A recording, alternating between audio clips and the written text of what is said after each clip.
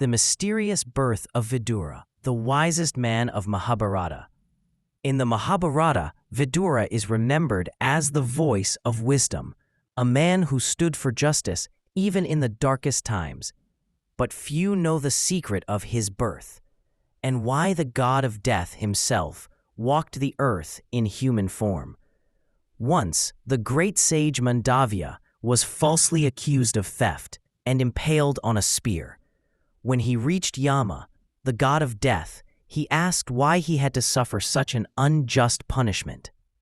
Yama replied, "In your childhood, you harmed a small bird, and this is the result of that sin."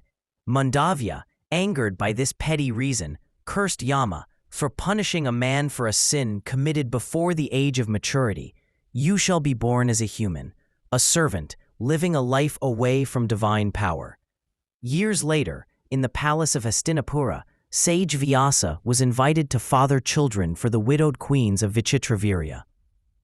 The maid of the queens, Pirashrami, was also sent to Vyasa by mistake. From this union was born Vidura, humble in birth, but unmatched in intellect. Unknown to many, this was Yama himself, born as a mortal due to Mandavya's curse. Though he could never be king because of his birth, Vidura became the chief advisor to the Kuru court. He guided Dhritarashtra, counseled Yudhishthira, and even warned Duryodhana against his evil ways. When the Pandavas were sent to the House of Lac, Vidura cleverly sent them a coded message to escape the fire.